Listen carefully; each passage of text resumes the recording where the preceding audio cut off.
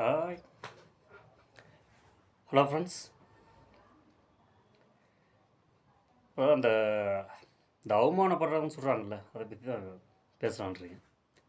நானும் நிறையா அவமானங்களை சந்திச்சிருக்கேன். ஆனால் அவமானத்தை தாண்டி நம்ம மேலே வரணும். அதை தான் நம்ம பெரிய விஷயமா பார்க்கணும். சிலவங்க ரொம்ப உடஞ்சி போயிடுறாங்க. நம்மளை அசிங்கப்படுத்திட்டானே, அவமானப்படுத்திட்டானே சொல்லி சூசைல் வரைக்குமே போயிடுறாங்க. இது தேவையில்லாது. நம்ம அதையே பேஸ் பண்ணி தடைக்கல்லையும் அப்படியே படிக்கல்லாம் மாற்றி மேலே கொண்டு வர்றது எப்படி இருக்குன்னு பாருங்க. அந்த ஒரு சின்ன ஒரு கருத்து இதில் இந்த வீடியோவில் வரும். லாஸ்ட் வரைக்கும் பாருங்கள். இன்னும் நீங்கள் பாதியிலே இது பண்ணிட்டீங்கன்னா அது சொல்ல வந்த கருத்து சொல்ல முடியாமல் போயிடும், உங்களுக்கு புரியாமல் போயிடும். அதுதான் இதுலேயும் என்னுடைய அனுபவத்தில் நான் சொன்னது, அனுபவப்பட்டு நான் அந்த விஷயத்தை சொல்கிறேன். சென்னையில் ஒருத்தாலும் ஒர்க் பண்ணிகிட்டு இருக்கும்போது ஒரு வெளியில் ஃபங்க்ஷனுக்கு வேண்டி போயிருந்தோம். இந்த சாப்பாடு டெலிவரி கொடுக்கணும். டெலிவரி கூட அந்த குட்டியான இருக்குங்களா, அந்த இதில் போயிடும். நடந்து போனோம். 3 பேர் போனோம். டிரைவரு, நான், இன்னொருத்தன் என்னோடய வேலை பார்க்குறோம். 3 பேர் போயிருந்தோம். போயிட்டு ஐட்டத்தெல்லாம் எடுத்து ரெடி பண்ணி வச்சுட்டு அந்த வண்டி இன்னொருத்தர் டூ வீலரில் வந்துட்டு அப்படி அங்கே டூ வீலரில் இந்த ஆட்டோ தள்ளி விட்டால் தான் ஸ்டார்ட் ஆகும். இந்த ஆட்டோ 2 பேரும் தள்ளி விட்டோம். அவர் அந்த வண்டி எடுத்துகிட்டு சரி நான் போகிறேன், அந்த இது டூ வீலர் ஓட்ட தெரியுமா அப்படின்னு. இந்த TVS50 தான் ஓட்ட தெரியுமான்னு நினச்சி கேட்டாரா.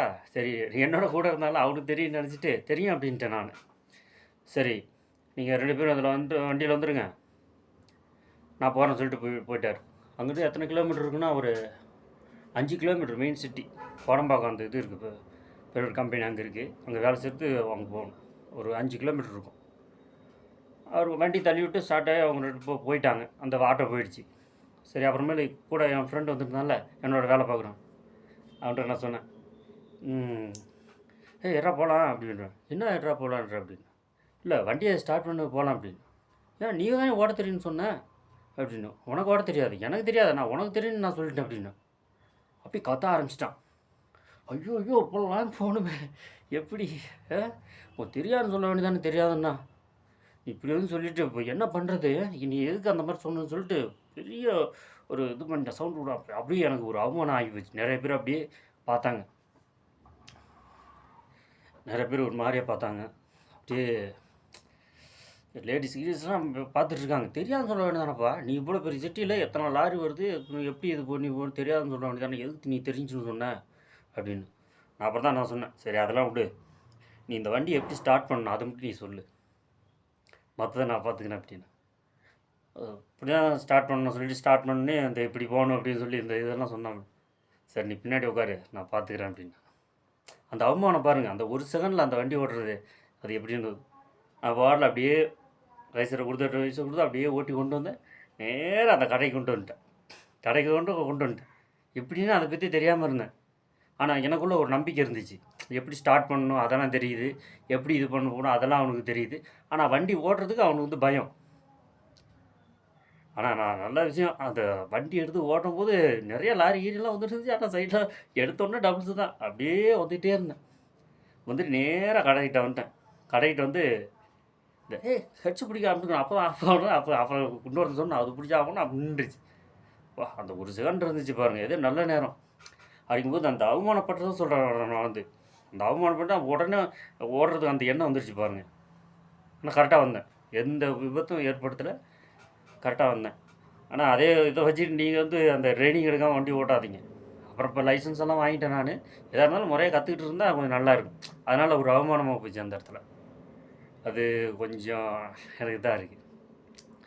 அப்புறம் இன்னொரு விஷயத்தில் ஒரு அவமானப்பட்டேன். அதையும் நான் இப்போ சொல்லிடுறேன்னு நினைக்கிறேன். இந்த இதில் அந்த ஃபஸ்ட்டு அந்த பேங்கில் போயிட்டு இந்த சலான் ஃபில் பண்ணுறது. நிறைய பேர்கிட்ட போனால் எங்கள் அண்ணனுங்க அவருக்கு படிக்க தெரியாது. அவரு தான் கூப்பிட்டு போய் யார்கிட்டையாவது கேட்டு, சார் இதை ஃபுல்லாக பண்ணி கொடுங்க அப்படின்னு சொல்லி கேட்பார். அதே மாதிரி நானும் போயிட்டு ஒருத்தர் கெஞ்சிட்டு இருப்பேன். சார் போட்டுருவோம். ஒவ்வொரு ஆள் என்னால் டீசெண்டாக இருப்பாங்க, எழுதி கொடுத்துருவாங்க.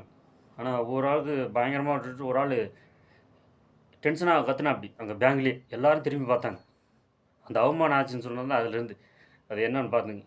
இன்றைக்கி நான் உனக்கு எழுதி தருவேன், நாளைக்கு உனக்கு எவன் எழுதி தருவான் அப்படின்னு சொல்லி கத்த ஆரம்பிச்சிட்டார்.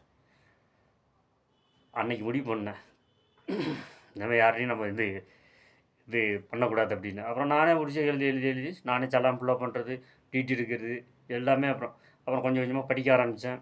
நியூஸ் பேப்பர் படிக்க ஆரம்பித்தேன். அது அப்படி எழுதுறது பண்ணுறது. இப்போ கூட சரி, அந்த பேங்கில் எல்லாமே நானே எழுதிடுவேன். மற்றவங்களுக்கு வேணும்னா டக்கு டக்கு டக்கு டக்கு டக்குன்னு அப்படியே எழுதி கொடுத்துருவேன். ஒரு செகண்டில் எவ்வளோ காசு போடுறீங்கன்னு சொல்லி எழுதி கொடுத்துருவேன்.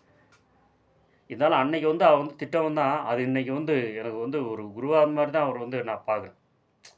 நிறைய பேர் உதவி பண்ணுறேன்னு சொல்லிட்டு ஹெல்ப் பண்ணிக்கிட்டே இருப்பாங்க. அவங்க வந்து அந்த விஷயத்தை கற்றுக்காமே போயிடுவாங்க.